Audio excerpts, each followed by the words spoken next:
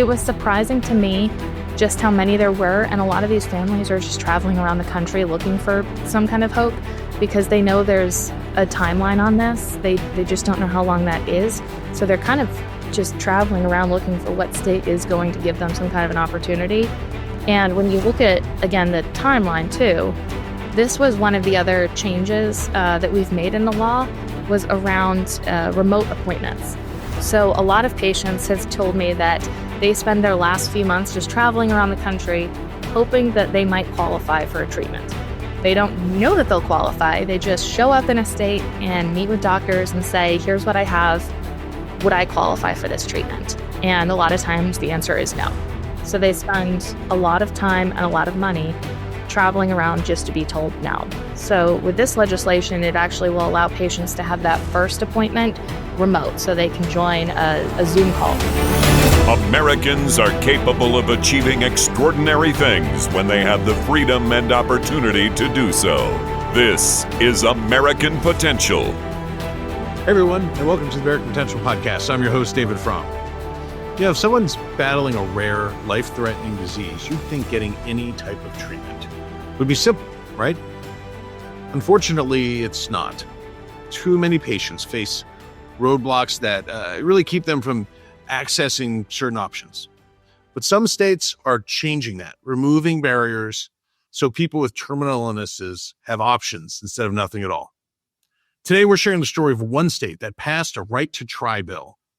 And this one hits even closer to home because a former lawmaker who helped make it happen is one of the very patients it was designed to help.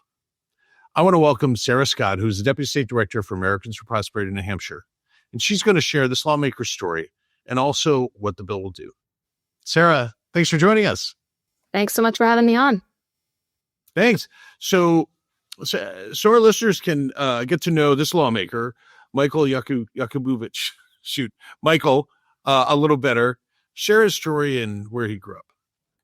So Michael is a longtime activist for the AFP New Hampshire team, but he's originally from the Soviet Union. So his story started coming over to America many years ago, but his childhood was over in the Soviet Union. So he really had a lot of firsthand experience about what it means to live in a country that's not free. And so he brought that perspective here to New Hampshire. And we first met Michael, I think it's, probably back in 2018, 2019 now, when Michael showed up at our Americans for Prosperity office during an activist training class we had. He walked in the door and said, I care a lot about liberty. I want to make sure that what I saw growing up never happens here. Teach me how to get involved. Wow. So firsthand experience of seeing what a top-down authoritarian place looks like, and he didn't want to see that replicated. It really gave him a lot of passion for wanting to get involved because he knew just how bad things could get if people didn't stand up and make a difference. So I've heard him talk a lot about his upbringing there and things that he's seen, and really kind of focused on where we can avoid that slippery slope and making sure that that doesn't come to New Hampshire specifically. So him getting involved with Americans for Prosperity and getting involved in politics eventually led him to run for state rep. What did he do? Well, what did that look like? And what did he do while he was a state rep, especially early on? So New Hampshire has an interesting setup because we've got 400 state representatives here. So when we ask our activists to get involved and take that next step, we're not asking them to just make an extra phone call. We're asking them to run for office. And so that really looks a lot different. Our activists and legislators are really committed and they want to make a difference. Our legislators make $100 a year and they don't have any staff. So they really just are super activists. It's the people that care enough to get involved and want to take more action. So Michael came in and wanted to get involved as an activist. He didn't know anything about getting involved in New Hampshire politics. He never aspired to become a legislator. He came in the door and was like, teach me how I can help. I want to make sure that America stays free, specifically New Hampshire. And so he went through our activist training classes. He got to know a lot of other people in the AFP office, and we kind of became his go-to spot for a lot of things. And he met some other connections through AFP New Hampshire that helped him also to get involved. And so we hit a point where we're like, you know what, Michael, we really need you to run for office. We need you to take the next step there. And so he signed up to run. And from there, he got elected. His first time running, he was elected as a state representative. And he really looked to AFP to be kind of that continuing ally for him. And he was one of our best, I would say he was the behind the scenes guy for the New Hampshire House. Sometimes legislators get elected and they want to be the one that's up front, giving all the speeches and doing the media interviews and things like that. Michael was really looking at behind the scenes on how we could make this work better and how he could bring more people into the fold. That's great. What were some things he did in order to do that? Was he a bit of an organizing influence? Yeah. So one of the cool things that Michael put together, something that we still do in the AFP office still today. So he realized that with 400 state representatives and no staff, those legislators were really honestly disorganized. There wasn't a lot of bringing everybody together and figuring out who's on what page and how can we all get united towards the same goals. So when it would come time for bill filing, we would never really know who was filing a bill. Did somebody already sign up for it? Did nobody sign up for it? And we just kind of were unclear on where we were going. So Michael came to us and suggested that we organize meetings in the office. And he was like, can I bring legislators in around each topic? And we'll talk about what does good look like? Where are we going with this? And what kind of legislation do we need to push forward the next year? And who are the key players in that? So who's going to sponsor the legislation? Who needs research? And kind of getting everybody on the same page. So we started doing those meetings in our office. So we would bring folks in around an issue like healthcare policy and say, this is what we think good looks like in terms of healthcare. And here's some of the research. Legislators would have a chance to ask for more information. We'd bring in other coalition partners and just get everybody on the same page. You and I have worked together in New Hampshire for some time, in fact, in the past. And I adore New Hampshire. It's just one of my favorite states. And I love kind of the odd, really direct, very democratic way that there's such a great history to it of democracy there. And so I love what he was doing is so necessary because it is, it's 400 state reps making $100 a year. I mean, these people have jobs and lives and everything outside of it, but they're just doing it because it's a passion and they care. So I love that he was doing that. So my understanding is that he then ran for state senate, right? And tell us what happened when he was running for state senate. We asked people first, can you sign up to run for state representative? And they go, yeah, I guess I could do that. And then if they're really good at their jobs, we ask them to do even more. And we ask them to sign up to run for state senate. So unlike our House of Representatives, our state senate is only 24 members. So very much smaller, but they still only make $100 a year. So running for state senate is tough because you don't have much staff. You don't have a lot of money to spend on this. And it's a larger district to run in. So for a long time, we really didn't have a consistent aligned group in the New Hampshire Senate.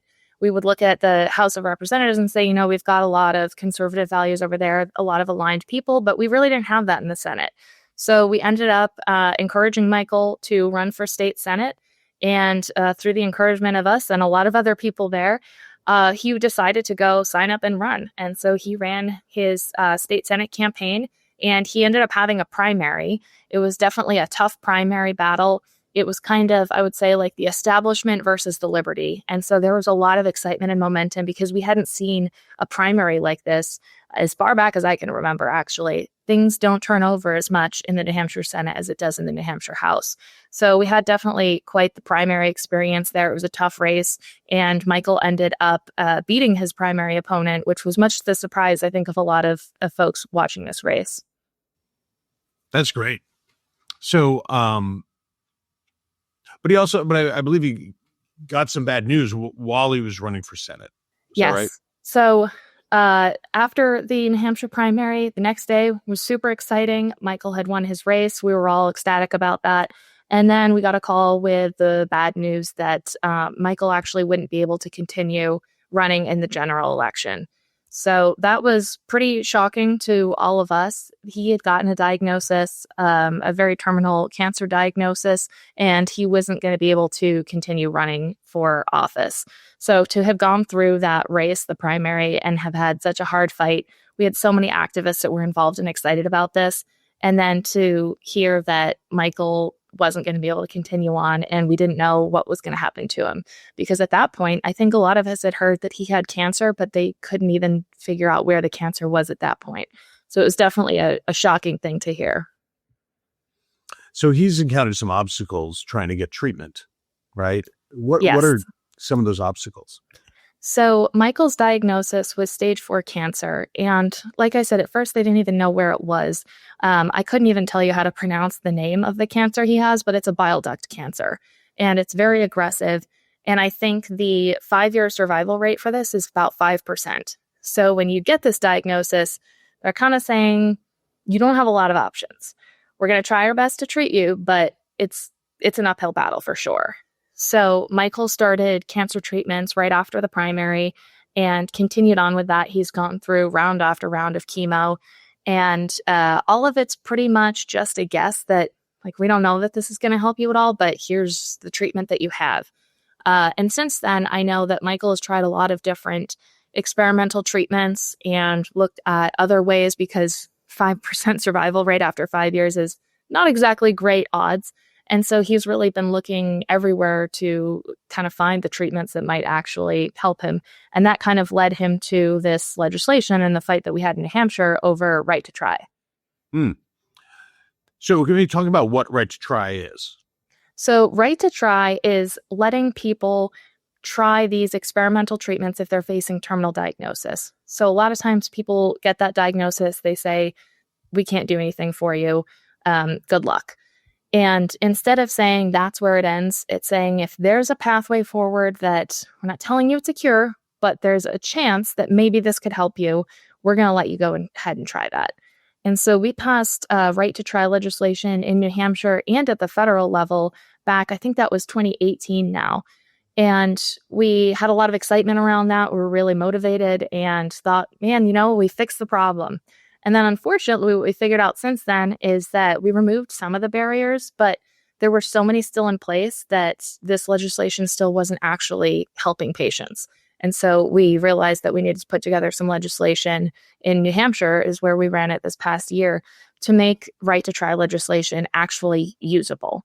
So we made some changes at the state level to, one, clarify the protections for doctors. So Michael told us a lot about the risks that doctors go through. He talked about the nurses and doctors put on spacesuits every week to walk into his treatment because it's a dangerous treatment. But they're willing to do that. But the problem with a lot of these experimental treatments is not so much that the doctors are not willing to take that risk, because they're taking the risk just to go in and treat him. Insurance companies don't like that risk. The insurance companies for the doctors.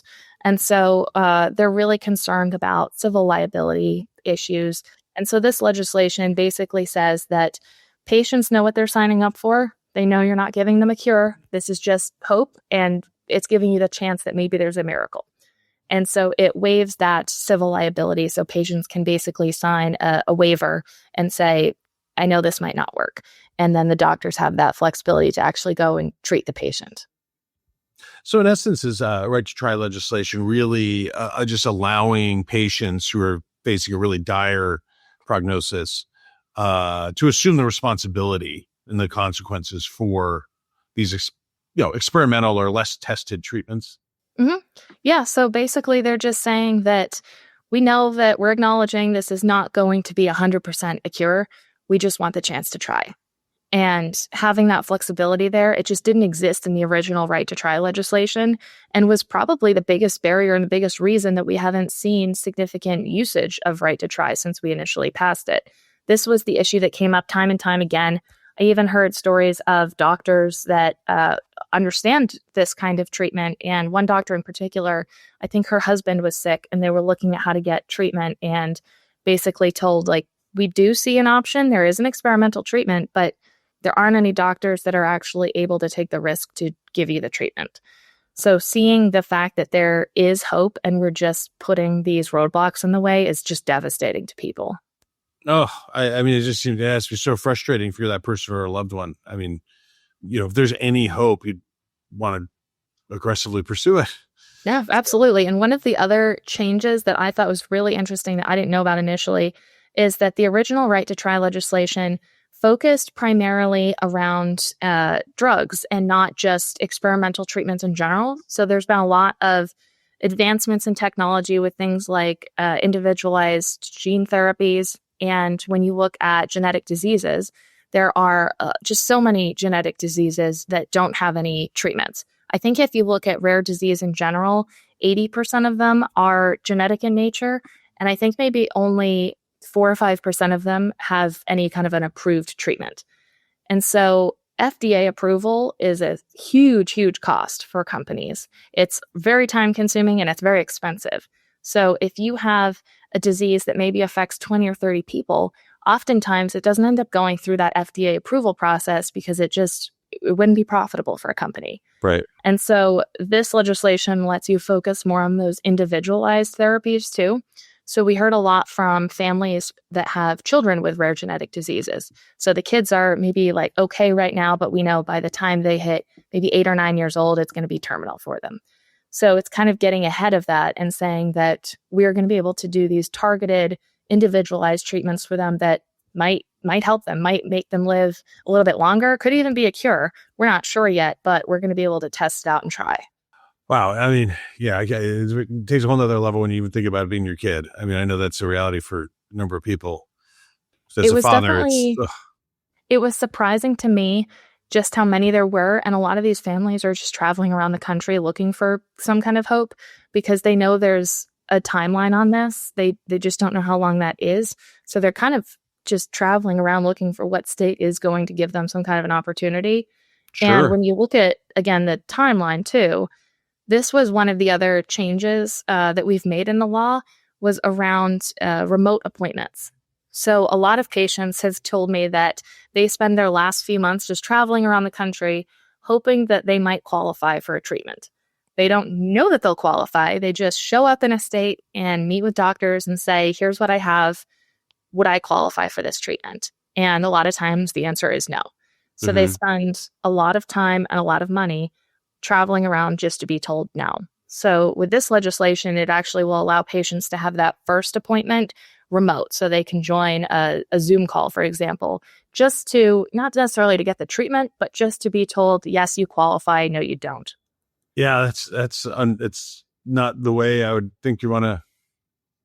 Well, I mean, you got to rage against this, right? If you really want to try whatever you possibly could. If one of my kids was doing it, we'd travel all around to find whatever hope we could. Yeah. So when this bill was passed this year, what in the lead up, what were some concerns that lawmakers had about it? So I think really a lot of the concern was about if this was necessary, because we had heard a lot about right to try legislation and everybody kind of thought we passed it. We're all set. Why do we need to keep working on it? What's the goal of this? And we really had to go through and explain to people that we did pass legislation, but it didn't work. We removed a couple of the barriers, but there were still some huge roadblocks in the way that meant that patients weren't getting treatment. So it was a lot about issue education and making sure people understood the importance of it too. And so at one point we hit some kinds of, disagreements over how do we define terminal, for example. And there were a lot of questions over, does terminal mean they have to, it would be terminal in 6 months? Does it mean it would be terminal by some point in the future? Like, how do we define that? And there were a lot of conversations with legislators. And, a lot of times when things get complicated, legislators say, why don't we just sit on it and we'll come back to it next year? We'll figure it out. And the thing about this bill, though, is you couldn't put it off another year because that could be a matter of life or death for a lot of people. So there was a lot of pressure on legislators to say, no, we can't just put this aside and work on it for a year. We have to fix this today because a lot of the people that this bill is trying to help won't be here next year if we don't pass this today. So there was definitely a lot of debate over that. Definitely some high tensions because, it's a very emotional issue. And so many of these legislators had a connection to Michael. And so they didn't want to push this out any further. It was definitely one of the higher emotion bills, I would say. It wasn't as controversial as it was emotional. People really were motivated and passionate about passing this. Legislators pass consequential legislation all the time that really affects people's lives, but this is truly a life and death issue in the immediacy. And then when you double down on that, a lot of them are friends of Michael's and colleagues, that it really does take on a lot of meaning. That proximity. It really is just different. I mean, we can say, we're going to wait another year to figure out a tax policy. Tax policy is not going to be a matter of life or death for people if we push it off another year. Or if you're looking at something, dealing with energy costs, another year isn't going to be that big of a deal. But an issue like this is everything. And so there was just a lot of pressure, I think, on people to figure out how could we come to some kind of an agreement. And I'll be honest too, they took a lot of expertise. There were not a lot of people that are well versed in this topic. Sometimes when you deal with the New Hampshire House, they don't have staff that can do all the research. So they're relying on their own research. And, this is a part-time job, I guess I would say, for them. Doesn't pay great, but it is a part-time job. And so they're trying to do their own research, and they're really relying on people to share those experiences. So I think this was really where Michael made the biggest difference, because he could give them that firsthand education experience of, this is what I'm dealing with. This is how the system works right now. If you want to make this kind of a change to the bill, this is what the repercussions would be here, and really kind of helped walk everybody through what does this look like in reality. Yeah. Well, what else can be done when it comes to right to try? So there are still a lot of things that I think we're figuring out need to happen. One of those does, I think, go back to the definition of terminal. There are a lot of diseases we know that are they're going to continue to get worse over someone's life. A lot of chronic illness, for example. And so I think one of the things we could do there is continue to expand that. So if there are people that are facing a disease where they're going to continue to decline over years, let's get them help now. Let's not wait until they're terminal. Yeah. Let's try to expand on that now. And I think New Hampshire is really set up in an interesting position because we're right next door to Boston. And Boston is one of the biotech centers of the world, really. We have such great medical care there. And we have a lot of people that want to experiment and figure out, I think we can save patients' lives. And so I think we've been talking more and more to some of these companies that are looking to come in to figure out what are those other barriers still. And that definition definitely does seem to be one of them that we can still work on here. One of the others is looking at actual treatment centers, getting treatment centers set up here so that you can continue to innovate within those centers also. I believe this next year, our legislators just were filing bills on this a couple weeks ago. And I think we've got 3 or 4 bills in this next session that are going to continue to try to expand on these efforts already, which is funny because 2 years ago, nobody was talking about this issue in New Hampshire. It was just totally off everybody's radar. And now that we've had this fight last year, everybody's coming to the table with their own ideas for how they think we can improve things. We've had a lot of businesses come up to the state to talk through, what their issues are still, what kind of barriers are in their way. So I'm really excited to start hearing the conversations on it next year. And I'm pretty optimistic that we're going to continue to make some changes on this, because this bill has definitely seen just a lot of support across the board. That's fabulous. So how's Michael doing now? So Michael he's incredible, really. He's been going, and throughout the whole fight last year, he was testifying on these bills. There was one day that I had listened to his testimony, and he explained that he had just had a pretty invasive surgery a couple weeks prior, I think it was. And he still showed up and was testifying there anyways. And he's been continuing to fight alongside all of us on this issue. And he unfortunately missed the bill signing for it. He was getting some treatments there at the time, but he's still around. He's coming to our events. Every time we have an event, I'm always shocked at the fact that he is still consistently shown up. So right now he is going down to New York pretty frequently to get treatments. There's still not really this is what we can do and this will be the cure. It's a lot of waiting to see. There's a lot of, try traveling over to a state here for a trial. Does that work? Things like that. I would say the thing I'm really most impressed with Michael on is the fact that he is pushing through all of this and is just so dedicated to this. Throughout the right to try fight, he didn't really look at this as a bill for himself. He was like, I'm already traveling down to New York. I'm getting what kind of experimental treatments they can give me through trials.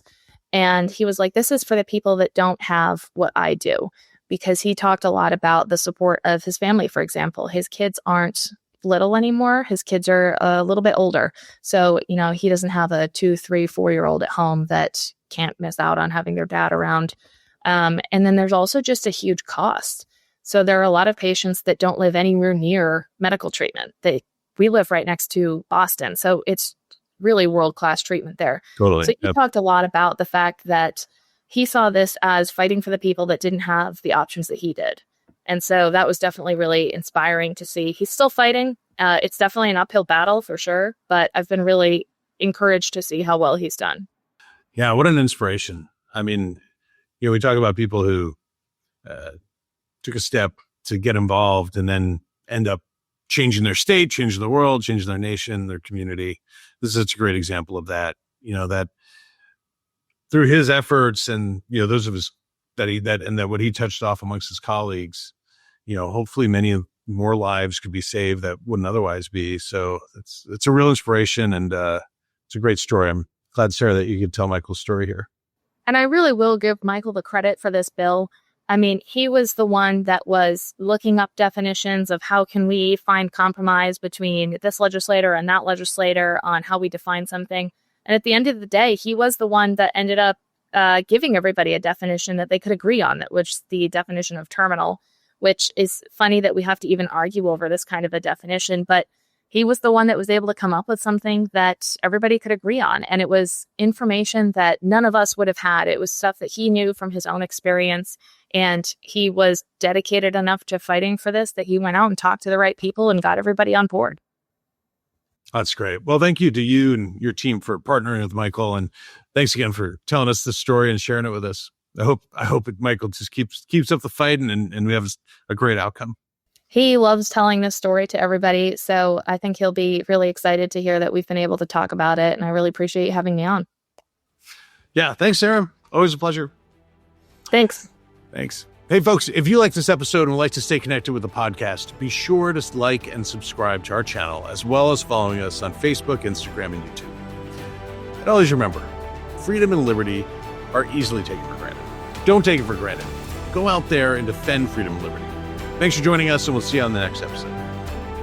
Thank you for listening to American Potential. You may listen to more stories from Americans working every day to expand freedom and opportunity in their communities by visiting AmericanPotential.com.